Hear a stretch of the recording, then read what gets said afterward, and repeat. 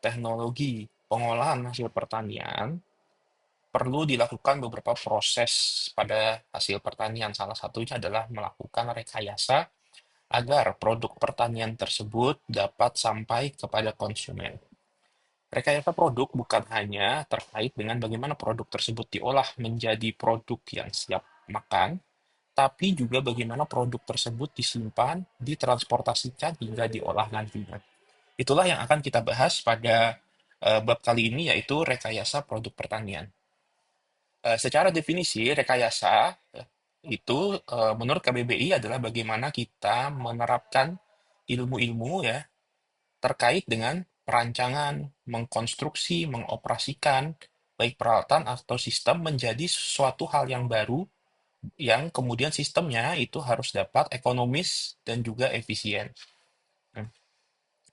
Jadi rekayasa itu sangat diperlukan agar produk yang dihasilkan, dalam hal ini produk hasil pertanian, itu dapat dibuat menjadi lebih ekonomis atau menjadi lebih efisien. Ya, misal bagaimana misalnya buah itu busuk dalam waktu 1 minggu, tapi dengan rekayasa dapat menjadi 1 bulan.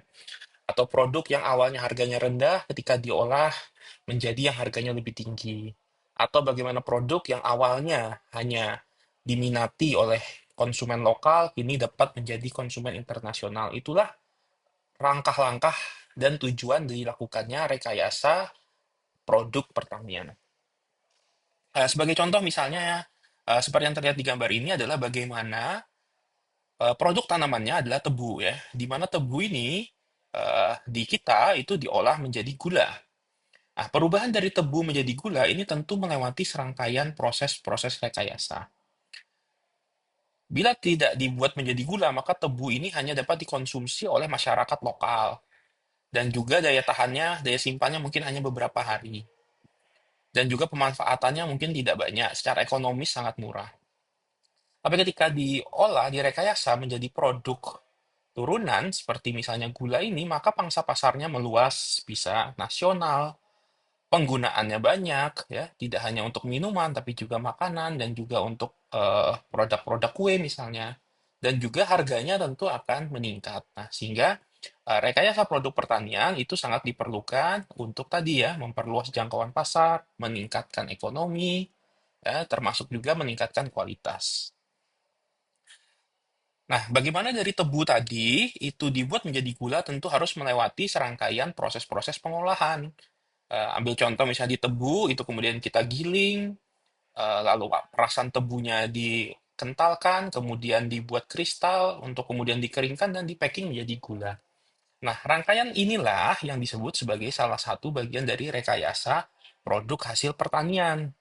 Nah, di dalam rekayasa produk ini meliputi beberapa metode ya, seperti misalnya tadi pemerasan, pengentalan, kristalisasi. Nah, itulah nanti yang akan kita bahas lebih lanjut ke depannya.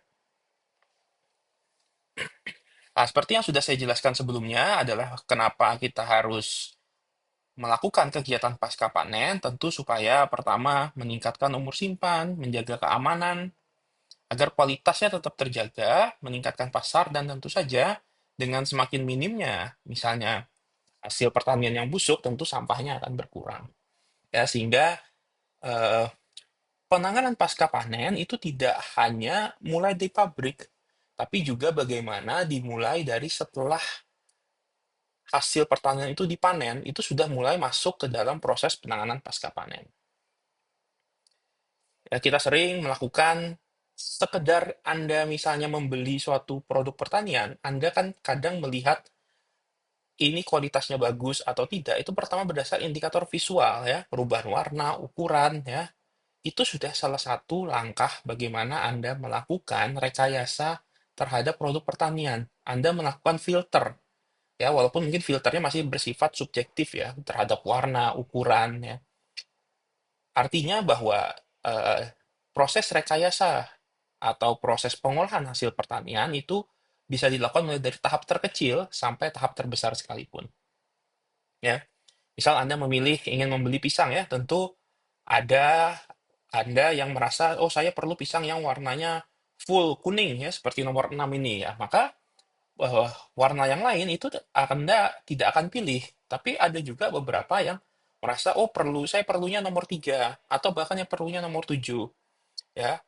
Sehingga proses filtrasi tadi itu adalah proses langkah bagaimana kita melakukan rekayasa hasil pertanian. Nah, dalam bentuk namanya filter atau filtrasi, ya, atau proses sortasi, tuh, ya.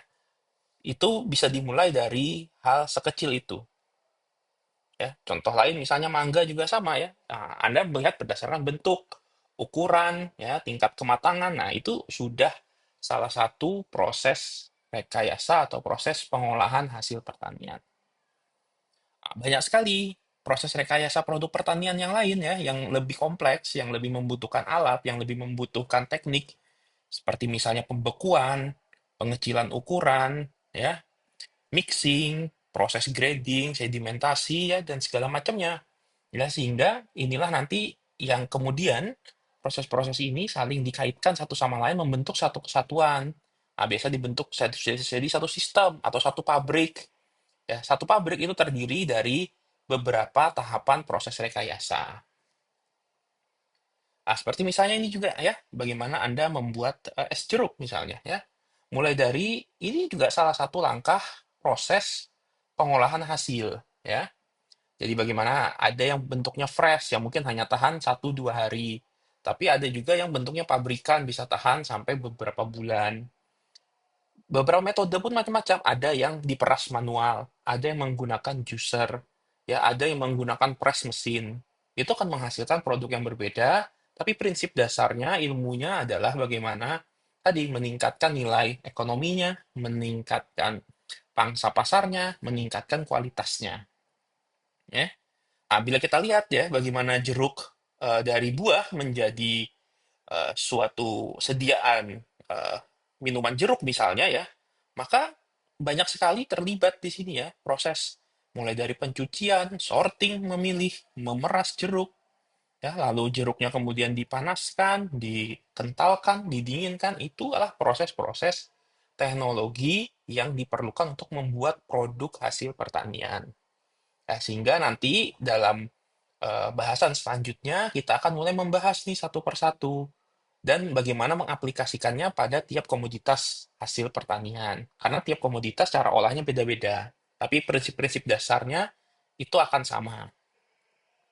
Baik, sekian dari saya untuk penjelasannya. Terima kasih.